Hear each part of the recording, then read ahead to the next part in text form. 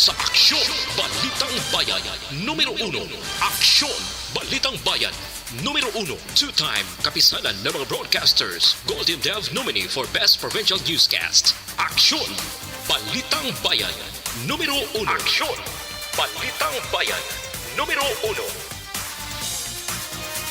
Kagkaroon ang inyo News Team.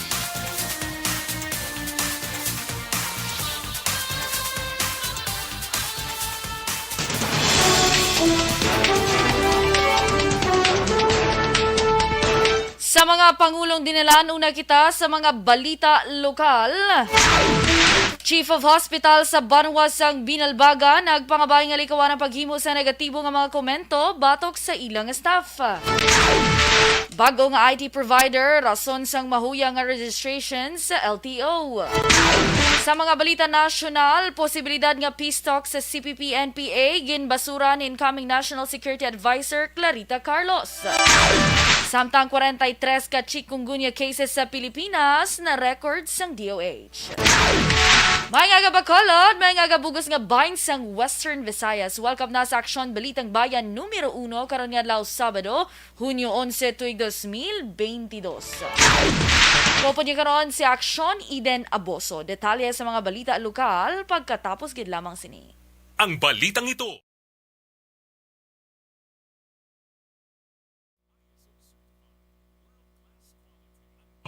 Good morning and happy Saturday sa atin sa mga ka-aksyon. Kamusta ka mo?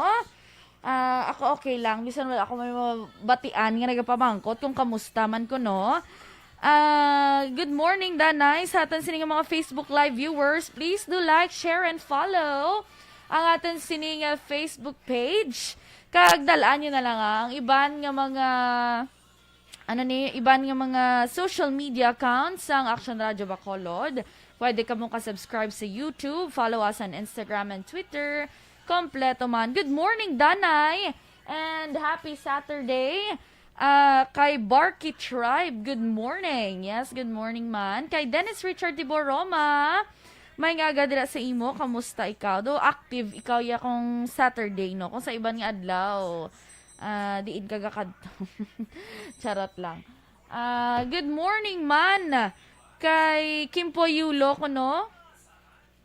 Sa kay retired police Jerry Senoro, good morning. Kay Athea Kimeriman, good morning man. Beautiful, subong kay Action Eden. Ay, subong lang. Subong lang ko beautiful, Athena. Ka-answer ka na da sa imong module. Very good, Kag sa atin sini nga ka-action, yes, and thank you so much. Okay, ang sa please atin sini mga 21,000 viewers, palihog lang ko i-share niyo man ang atin sini nga Facebook Live para damo ta magtan-aw tanan, no? And kay kay Major Wilfredo Benaman Jr. dira sa may Banwasang Valladolid, thank you so much sa pagpamatay. Ma'am Gina Zulgon dira sa may Babs Mango Stand sa Banwasang Valladolid, thank you so much sa pagpamati.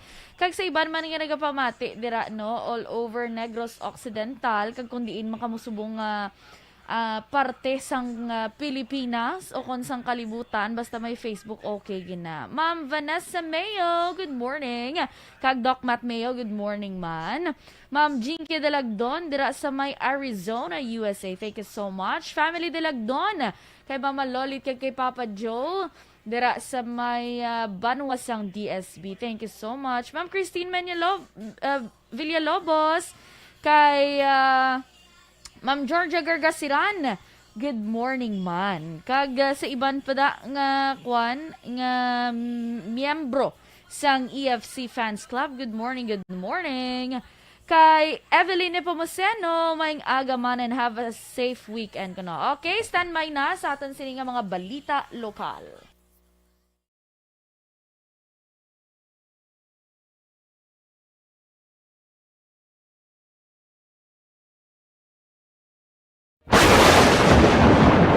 ang elementary nga evacuation center na concern din baha man. Uy, kaya kasi tinagaman apat evacuation kumansaka ang tubig. Actually, ikaw po Di ba medyo mataas na ang tubig, so ulat natin nga pasuwat nga nag-traffic to or nag-transit dito sa sulod ang Mang continuous rain ang nag-subject sa factor sa pagsaka sa sining tubig sa subong. Ang Pilipinas sa mayroon sa early warning system para mahibaluan ang lakas ng panahon. Balitang Bayan, numero 1.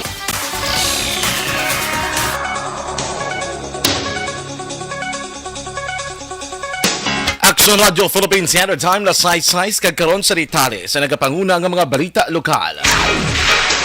Nagpangabay sa publiko si Dr. Jocelyn Rapista, ang Chief of Hospital sa Binalbagan Infirmary, nga likawan ang paghimo sang derogatory nga mga komento batok sa ilang staff, ilabi na kay Dr. Pearl Pagunzan. Kahapon Biyernes sa pagwa sa mensahe si Rapista kasunod sang insidente nga premature nga pagbata sang Iloy nga si Nerissa Tarig, 25 anyos sa Binalbagan Infirmary, kag nautod ang ulo sang lapsag sang ginbunaga. Base sa mensahe ni Rapista, natalana nga magpagwa sang official statement sa ang Binalbagan Infirmary angod sa mga insidente. Naintindihan ni Rapista ang depressing nga natabo kag nagapakig-ungunong sa pamilya sa nagtaliwan nga lapsaga. Sunod pa sa doktor ang ini nga issue ang yara na sa social media kag radio station. Rason nga nagpanugyan ini sa mga staff nga likawan na ang paghimo sa mga komento sa anuman nga social media platforms. Nagapilar man si Rapista sa publiko nga likawan ang pagpakabalaot sa ilang staff, ilabi na kay Dr. Pagunsan. Ginpayag ni Rapista nga bilang isa ka doktor, moral duty kag obligasyon sini nga salbaron ang kabuhi pero may mga circumstansya nga hindi nila makontrol. Nagpasiguro ang Chief of Hospital nga ginausisa na ang amo nga insidente.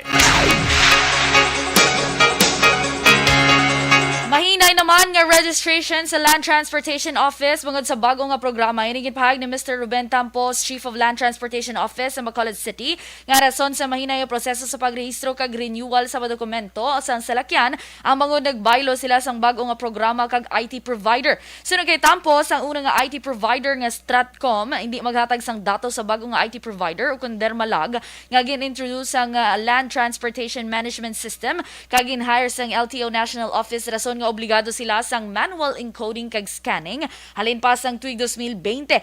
Dugang pa ni Tampos nga magadangat pa sang tinuig bag-o ang LTO clients maka-online cashless transaction agod ini mahapos kag madasig para sa ila. Sa mga police report, patayang isa kalalaki matapos ginlabo sa naglain-lain nga bahin sang iya nga lawas ang persona nga nagapangaluyag sa iya utod. Las 12:30 sang tungang gabi sang Hunyo 9 sa Purok 7, Sitio Daan, Banwa, Barangay Inayawan sa Banwa, sang Kawayan. Sunod kay Kawayan Chief of Police Major Robert Indiape, ang biktima amo si Binancio Iblacas, 56 anyos, samtang ang sospetsado mo naman si Ramiro Quiachon, 47 anyos. Tanan residente sang amuman nga lugar. Dugang pa sa ila investigasyon, una nagkadto si Quiachon sa balay sang utod ni Iblacas nga iya ginapangaluyagan apang bangod 10 oras na sang kagabihon.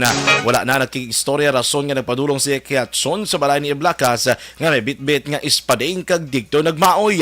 Palayag ni Indiape bangod sa kaakig ni Quiachon, ginlabo niya si Iblacas nga nagresulta sang iya kamatayon. Naibaluan si Quiachon na napreso na sadto bangod sa kasuman nga murder. Patay naman ang lalaki sang ining ginbuno sa Sitio Emma, Barangay Kamang-Kamang, Banwa sang Isabela sang Huwebes sang hapon Hunyo 9. Ginkilalang biktima nga si Jo Marie Sarad, 49 anyos, isa ka job order employee sa Banwa sang Binalbagan. Ginkilala naman ang sospetsado nga si Richard Garcia, 29 anyos, job order employee man sa Banwa sang Isabela. Sa report ni Aksyon VJ Apasible, yara sa tiyanging biktima kag ang sospetsado sa natabo ang wala pag-intsendihanay. Ginbalikan sa sospetsadong biktima sa tiyangge kag natabo ang pagpamuno. Gindala ang biktima sa Ignacio Lacson Arroyo Senior Memorial District Hospital pero gindeklarar nga dead on arrival. Sa karon at large ining si Garcia. Voluntaryo nga nagsungka mag-asawa nga miyembro sang Communist Terrorist Group sa mga otoridad sa syudad sang Oconsay Mamaylan Police Station. Kaupo ng 2nd Negros Occidental Mobile Force Company, Provincial Intelligence Unit sang NOCPO, Philippine Army, kagang lokal nga pangaluhan sa syudad sa pagpanguna ni Mayor Raymond Limon Tungson sa Hunyo 9, 2022. Ginaligar sa duha nga gikan sila sa parehas nga unit sa New People's Army nga naga-operate sa syudad sa Himamilan kag imbolbado sa enkwentro nga nagluntad sadto sa tuig 2019 kag 2022 sa nasambit nga syudad. Dugang paginpili sa duha nga magbalik sa sabag sa gobyerno bagod man sa lapnagon nga information drive sa mga otoridad kag lokal nga panguluhan angod sa mga programa sa gobyerno nga ginatanyag sa mga kaangin nila nga rebelde. Gindayo naman ni Police Colonel Leo B. Pamitan, ang Acting Provincial Director sang NOCPO, ang duha bangod kinhimo ang insakto nga desisyon kagabigon nga mga peace advocates. Ginengganyo man sini ang ilaiban nga mga kopdanan nga hindi paulihi nga magbalik sa sabag sang gobyerno bago madamos ang programa ang gobyerno sa Pilipinas para sa ila. Sa iban pa nga balita lokal, voluntaryo man nagsumiter sila kagalingon ng 4 katrabahante sang Higher Ground Farm. Magod pa matudan nga wala sila sang kilabtanan sa paglutang kay Rene Mateo nga tumandok sa syudad San La Carlota. Madumduman Hunyo 5 sang hapon sang intiro sang wala pa makilala nga persona si Mateo sa sulod sang Higher Ground Farm, purok 12A, Las Altas, Barangay Alingilian, syudad sang Bacolod. Una diri nagapating live-in partner sang biktima nga posible may kahilabtanan ang kaupdanan ni Mateo sa pagtiro sa biktima. Sunod kay Police Captain John Christopher Masangkay, hepe sa Police Station 5, ginahulat niya resulta sa paraffin test sa 4 ka mga kaupdanan sa biktima. Sunod kay Masangkay, wala pa nila may baluan ang motibo sa pagtiro kay Mateo nga nagresulta sa iya nga kamatayon. Nagbilin sang 185,000 nga balor sang kahalitan ang sunog sa 3 ka mga balay sa Dalan del Pilar, Barangay Zone 6, syudad sang Cadiz kahapon sang hapon, Biyernes. Base sa report ni Aksyon Roger Gutib, totally destroyed ang balay nga ginapanagiahan ni Daphne Balila, samtang partially damaged naman ang balay ni Eileen Jimenez kag Hilario Onatina. Las 4:24 sang hapon sa nagabot ang mga bombero sa lugar kana deklarar nga far out tak na las 4:45 sang hapon. Sa report sang BFP Cadiz, 4 ka mga pamilya ang naapektuhan. Wala naman sa samaran sa amo nga sunog. Ginaibalo pa karon sa BFP Cadiz ang ginhalinan sang kalayo. Sa katapusan nga balita lokal, naaresto ang isa ka babae sa buy-bust operation sa Bacolod City Police Station 3 sa Purok Tinagong Paraiso, Barangay Banago, syudad sang Bacolod.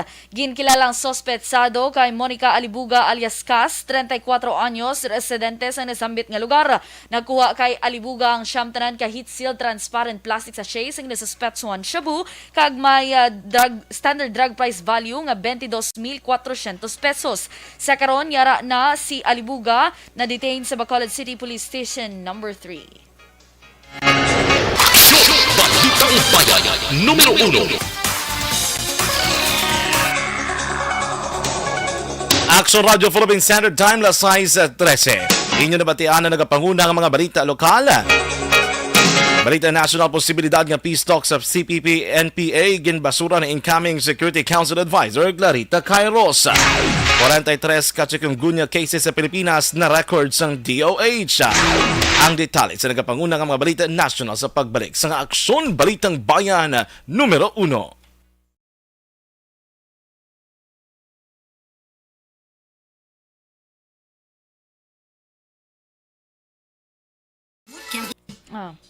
Good morning, liwat sa atin sin Aksyon kay Ma'am Ana Sirnoro. Good morning. Kay Rufino Era Gabino, good morning man, watching from Handumanan.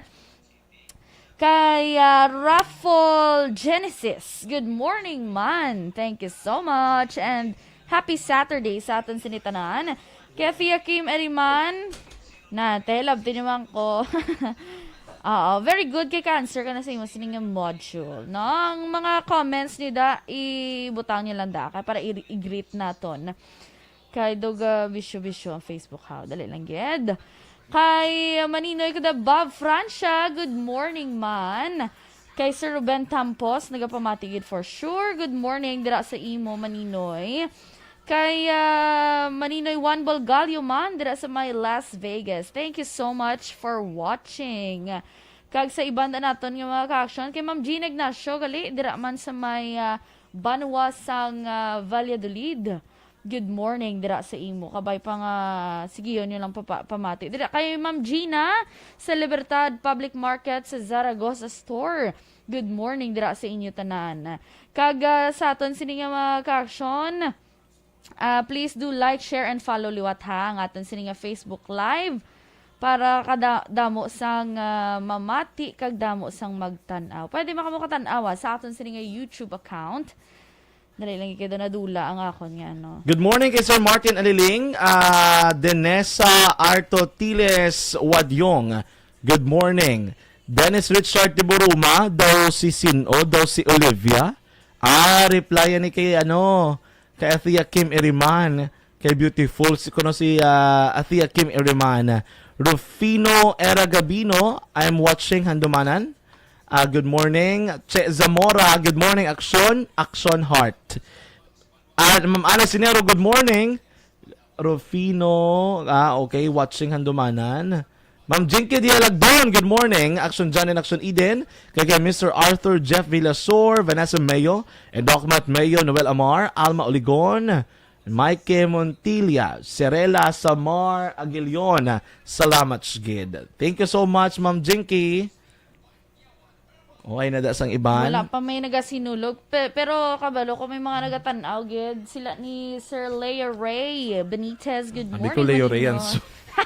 Hindi Hagkay Ma'am Ayes dira, salamat yun sa pagpamati. Kay kay Ma'am Luisa Melos dira sa may Bago City. Hagkay Sir Melchor, good morning. Upod man sila ni Teacher Romerla Arevalo, Tita Shella and Excel Faye, thank you so much sa pagpamati. Kamusta mga kamanihan tada sa Bago? Daw kanamit gikaon sang manisubong, no? Kay Herdelisa Castillo Mahilom, a rainy morning. Watching from DSB. Sigurado tutugnaw gida sa nagaulan sa DSB subong. Sigurado matugnaw okay. Man. Ay, do kanami pa hunay. Pahulom-hulom. Pahulom-hulom. Pahunay-hunay Pahunay-hunay. Kaya do kisa adan action dyan, pero tika singki sa init. Kunog to, perting init, gid. Subong ang bot do gulugal takagina pagtamwa ko. Bot ko may Grabe na kung drive ka sa lakyan, grabing init na sulod. True. Kaya kung manugubos mo gasolina, para malas. True. Gabagting ang gasolina, nasa tinga. Ga para malhas, gid ya. Mayo na lang, gid. May 15 Birthday liters. next kagapon. Sana everyday birthday. Wow, abasar.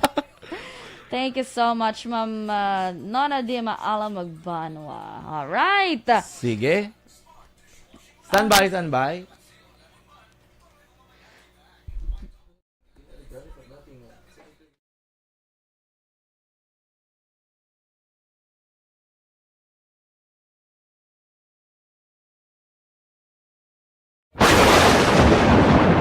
Ang elementary nga evacuation center na concern din baha man. Uy, kaya kasi tinagaman apat evacuation pumansaka ang tubig. Actually, ikaw po Hindi mo may tumataas na ang tubig. So, ulat natin nga Pasuwat nga ng traffic to or nag-transit dito sa sulod ang ng continuous rain ang nag-subject sa factor sa pagsaka sa sining tubig sa subong. Ang Pilipinas sa mayas ang early warning system para mahibaluan ang lakat sang panahon. Gani, wala sang rason nga hindi kita makapreparar karon nga rainy season. Yari ang pila ka mga action tips nga dapat mo may baluan. Kung nagapuyo sa lugar nga masabi ginabaha, mag-monitor sa balita para sa anunsyo sang pag-asa sa lakat sang panahon. Isa sa pinakapos nga pamaagi para malikawan nga magsulod ang baha sa balay, among paggamit sang sandbag. Ang sandbag ang isa kasakong nga may unod nga balas nga pwede ibutang sa pertahan upon ginaagyan sang tubig para temporaryo nga makontrol ang pagsulod sang tubig sa inyong nga balay. Antes naman ng rainy season, dapat nakapreparar ka na sang pagkaon, flashlight, pito, kandila, hygiene kit, power bank, transistor radio, importante nga mga dokumento, kag iban pa nga kinahanglanon. Ini ang dapat isulod sa go bag nga dapat ibutang sa isa ka lugar nga mapos kuhaon sa tion nga kinahanglan nga mag-evacuate. Sa tion sa pagbaha dapat butangan sang tape ang saksakan sang mga outlet kag ibutang sa nga taas nga mga lugar ang appliances. Kunyara sa evacuation center, dapat man nga ipatuman ang minimum health protocol, face mask, face shield kag social distancing. Batok sa COVID. Sa panahon sa tigululan, dapat man proteksyonan ang ikaayong lawas batok sa pila ka mga masakit. Kang isang dengue, leptospirosis, cholera, typhoid fever, hepatitis A. Nagpanugyan man ang DOH kay pabili ng proper hygiene kay pag-inom sang limpyo nga tubig. Lutuon sang gusto ang pagkaon para malikawan ang contamination. Maghugas ang kamot antes kag pagkatapos ang kaon, kag matapos nga mag-usar sang banyo. Likawan man ang paglangoy o kon pagtubog sa baha. It is Aksyon Dale Salazar para sa Aksyon Tips na nagapahanong nga maghalong sa tanan nga tion. And the winner for Digital Storytelling Best Social Media Video is John Dale Salazar, Bacolod, Aksyon Radyo Bacolod, Nurse, DHW, kag iban pa. Magluwas sa mga frontliners nga nagarisgo sang ila kabuhi sa sulod sang hospital. Nagakaangay man nga tagan naton sa pagkilala ang mga frontliner nga nagatrabaho sa sulod sang isolation facility. Ang mga doktor kag nurse nga nagarisgo man sang ila kabuhi sa pagtatap sa mga symptomatic kag mild COVID cases. Ang mga Numero 1.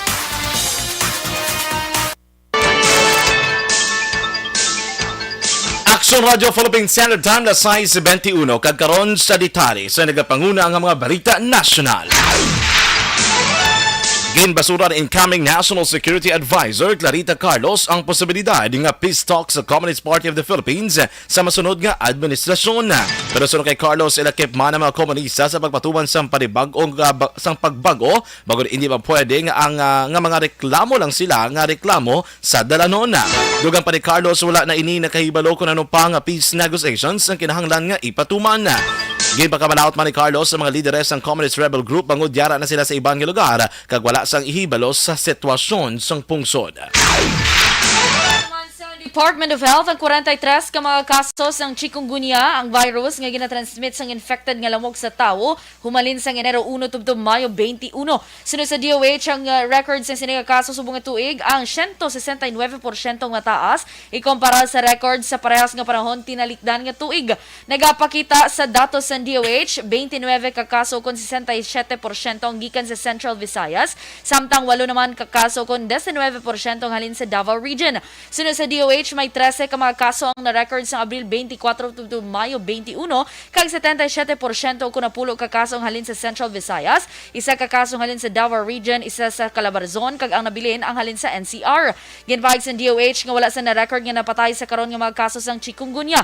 Sunod sa World Health Organization, ang chikungunya isa ka virus infection nga posible magresulta sa hilanat, severe joint pain, muscle pain, joint swelling, headache, nausea, fatigue, kag rushes. Nagapanawagan naman sa publiko ang National Patient Navigation and Referral Center NPNRC nga sa ginawaga One Hospital Command nga likawan ang prank calling sa ilang hotline numbers. Sa lagi nga briefing ginpahayag ni Operations Manager Bernadette Velasco, ilang numero ang ginareserba sa para sa nagakinahanglan sa medical assistance. Sa karon padayon nga nagabaton ang NPNRC sang tawag may angot sa COVID-19 kag kalabanan ang gikan sa NCR. Sunod kay Velasco, kalabanan sa mga pasyente nga nakaibalo na sang proseso pero ila gina-refer ang iban nga nagakinahanglan sang isolation facilities sa mga available centers. Naobserbahan ni Velasco nga kung magnubo o kung naganubo ang COVID-19 cases, nagasaka naman ang mga non-COVID-19 cases. Samtang ginpahayag ni Velasco, may panugyan na sa ilang staff kung paano mag-uyat sang posible kanso sang monkeypox. Personal naman nga magatambong si Presidente Rodrigo Duterte sa pagdumdum sa ika-124 nga Independence Day sa Hunyo 12 sa Rizal Park. Ang kaiwatan ang may tema nga Kalayaan 2022, pagsuong sa hamon ng panibagong bukas. Inina ang katapusan nga tion nga pangunahan ni Duterte ang pagkomemorar sa Independence Day bilang presidente. Pagkatapos ang kaiwatan, si Duterte magatambong sa naming kag commissioning sang BRP Melchor Aquino sa Port Area Manila. Makadtuman si Duterte sa lowering of the tunnel boring machine kag train demonstration kag unveiling sang Philippine Railways Institute Interim Simulator Training Center sa Metro Manila Subway Project sa Valenzuela City. Nagdugang pangkalamuon sa mga diplomat nga nag-courtesy visit kay President-elect Ferdinand Marcos Jr. Iniamos sa United Nations Resident Coordinator in the Philippines, Gustavo Gonzales, Sweden Ambassador Annika Thunberg, Ambassador Charles Brown sang Holy See, kag Irish Ambassador William Carlos. Sa interview sa media, ginpahayag ni Turnberg nga natalakay nila ni Marcos ang kampanya kontra sa illegal nga droga, economic at financial policies kag transnational crimes. Ginpahayag naman ni Gonzales, gintalakay si Marcos ang pagpasiguro sang high level of accountability sa aspeto sang human rights kag ang pagpabilin sang kalinong sa Bangsamoro Autonomous Region in Muslim Mindanao. Sa katapusan nga balita national, welcome naman si President-elect Ferdinand Marcos Jr. nga magpadulong sa Estados Unidos sa roundtable discussion sa siyudad sang Pasay. Ginpahayag ni U.S. Deputy Secretary of State Wendy Sherman si Marcos ang mayara sang diplomatic immunity bilang pamuno sang isa ka pungsod. Sunod kay Sherman, makapadulong si Marcos sa Amerika para sa iya nga official role. Madumduman sang tuig 2012, nagpagawa sang contempt judgment ng U.S. Court of Appeals sang 9th Circuit bato kay Marcos Jr. First Lady Imelda Marcos kag amay nga si Anay Presidente Ferdinand Marcos Sr. bangod sa paglapas ng injunction sa assets of the state. Balitang Bayan, numero 1.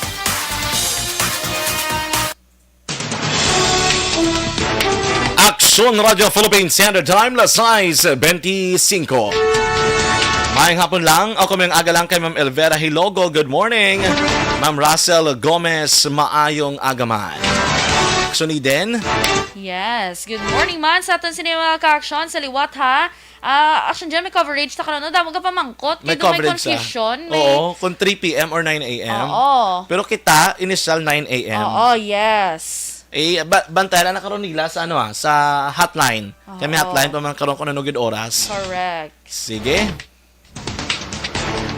Aksyon Radio Philippine Standard Time na size 26. Kag inyo nabatian ang kapanguna ng mga balita lokal kag nasyonal. Diri sa Aksyon Balitang Bayan numero 1.